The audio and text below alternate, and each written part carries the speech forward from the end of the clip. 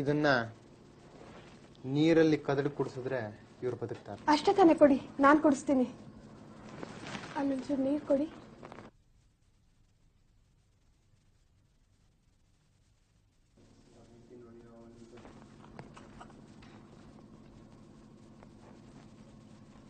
ಆದ್ರೆ ತಾಯಿ, ಇದನ್ನ ಮೊದಲು ಅವ್ರು ಕುಡಿಸೋದಕ್ಕಿಂತ ಮುಂಚೆ ನೀವು ಕುಡಿಬೇಕಾಗತ್ತೆ.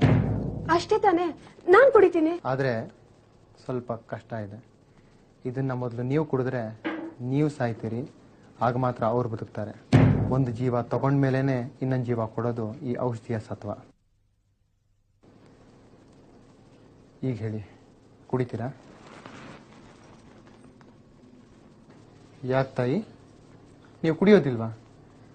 ನಿಮ್ ಗಂಡನ ಬದುಕಿಸ್ಬೇಕು ಅಂತ ನಿಮ್ಗೆ ಇಷ್ಟ ಇಲ್ವಾ? ಇಷ್ಟನ ನೀವು ಅವ್ರನ್ನ ಪ್ರೀತಿ ಮಾಡೋದು? ಪ್ರೀತಿ ಇಲ್ಲ ಅಂತ ಯಾರು ಹೇಳಿದ್ದು ಗುರುಗಳೇ? ನಾ ಸತ್ರೆ ನನ್ ಮಕ್ಳನ್ನ ನಮ್ಮತ್ತೆನೆ ಯಾರು ನೋಡ್ಕೊಂತಾರೆ? ನಿಮ್ ಗಂಡ ಬದುಕ್ತಾರಲ್ಲ, ಅವ್ರು ನೋಡ್ಕೊಂತಾರೆ. ಅವ್ರ ತಾಯಿ, ನಿಮ್ಮ ಮಕ್ಕಳು ಇಬ್ಬರನ್ನೂ. ಅವ್ರು ಬದುಕಿದ್ರೆ ಅವ್ರ ತಾಯಿನ ನೋಡ್ಕೊಂತಾರೆ. ನನ್ ಮಕ್ಳ ಗತಿ, ನಾ ಸತ್ ಮೇಲೆ ಇನ್ನೊಂದ್ ಮದ್ವೆ ಮಾಡ್ಕೋತಾರೆ. ಆಗ ಬರೋಳ್ ನನ್ ಮಕ್ಳನ್ನ ಚೆನ್ನಾಗಿ ನೋಡ್ಕೋತಾಳ? ಆಗಲ್ಲ ಗುರುಗಳೇ, ನನ್ ಕೈಲಾಗಲ್ಲ. ಶಿವ, ಇದೇ ಸತ್ಯ. ಗುರುಗಳೇ, ಇದನ್ನ ನಮ್ಮ ಅತ್ತೆನೆ ಕುಡಿಲಿ. ಅವ್ರು ಮಾಡೋದಾದ್ರೂ ಏನಿದೆ, ಅವ್ರು ಕುಡಿದು ಅವ್ರ ಮಗನ್ನ ಉಳಿಸ್ಕೊಡ್ಲಿ. ನಿಮ್ ಕೈಲಾಗ್ಲಿಲ್ಲ ತಾನೆ? ಹೋಗ್ಲಿ ತಾಯಿ, ತಗೊಳ್ಳಿ.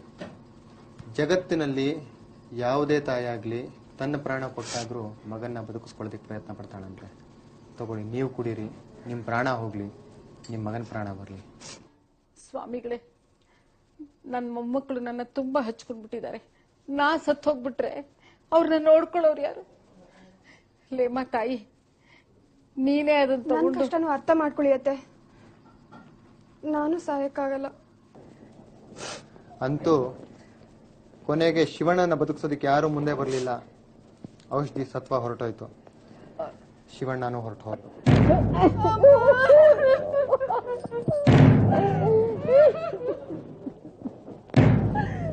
ಬನ್ನಿಪ್ಪ, ಇನ್ನತ್ತು ಪ್ರಯೋಜನ ಇಲ್ಲ, ತಗೊಂಡು ನಡೀರಿ.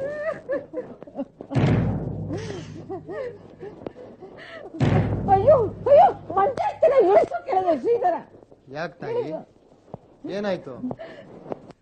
ಮಗನು ಹೊರಟಾಗ ನನ್ ಗಂಟೆ ನೆನಪಾಗೋದು ಒಂದೇ ಇರೋದು.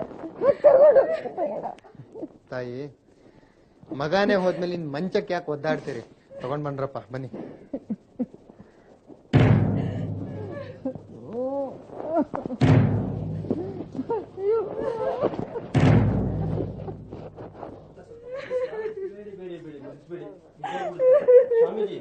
ಏನು ಬಾಗಿಲು ಚಿಕ್ಕದಿರೋದ್ರಿಂದ ಆಚೆ ತಗೊಂಡೋಗ ಆಗ್ತಾ ಇರ್ಬೋದು. ಚೌಕಟ್ನ ಒಡೆದಾಕ್ಬಿಡಿ, ಅವಾಗ ತಗೊಂಡ್ ಹೋಗ್ಬೋದು. ಅಯ್ಯೋ ಬೇಡ ಬೇಡ, ಬಾಗ್ಲು ಮಾತ್ರ ಮುರಿದು ಹಾಕ್ಬೇಡಿ. ಅವ್ರು ಬೇರೆ ಇಲ್ಲ, ನನ್ ಕೆಲ್ ಸರಿ ಮಾಡ್ಸಕ್ ಆಗಲ್ಲ. ತಾಯಿ, ಮಂಚದಿಂದ ದೇಹನ ಇಳಿಸೋದಿಕ್ಕಾಗೋದಿಲ್ಲ. ಮಂಚದಲ್ಲೇ ಇರಬೇಕು. ದೇಹ ಸೆಟತ್ಕೊಂಡ್ಬಿಟ್ಟಿದೆ. ಮಂಚದಿಂದ ಏನಾದ್ರೂ ದೇಹನ ಹೊರಗೆ ತೆಗಿತೀವಿ ಅಂತ ಹೇಳಿದ್ರೆ ದೇಹದ ಭಾಗಗಳು ಊನ ಆಗ್ಬೋದು. ನಿಮ್ ಗಂಡನ ಕೈಯೋ ಕಾಲೋ ಮುರಿಬಹುದು, ಆಗ್ಬೋದಾ? ಏನಾರು ಆಗ್ಲಿ, ಆದ್ರೆ ಬಾಗ್ಲು ಮಾತ್ರ ಮುರಿಬೇಡಿ. ಮಂಚ ಮಾತ್ರ ತಗೊಂಡು ಹೋಗ್ಬೇಡಿಪ್ಪ. ಏನಾದ್ರೂ ಪರವಾಗಿಲ್ವಾ?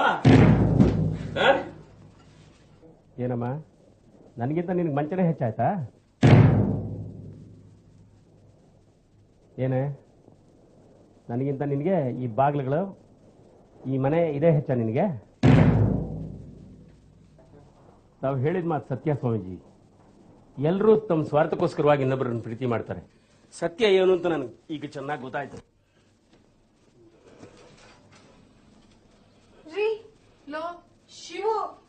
ಶ್ರೀರಾಮಕೃಷ್ಣರು ಹೇಳ್ತಾರೆ, ಜಗತ್ತಿನ ಜನ ಎಲ್ಲಿಯವರೆಗೆ ತಮ್ಮ ಸ್ವಾರ್ಥವನ್ನ ಈಡೇರಿಸಿಕೊಳ್ಳೋದಿಕ್ಕೆ ಅಡ್ಡಿ ಆಗೋದಿಲ್ವೋ ಅಲ್ಲಿವರೆಗೂ ಸ್ನೇಹಿತರ ತರಾನೇ ಇರ್ತಾರೆ ಅಂತ.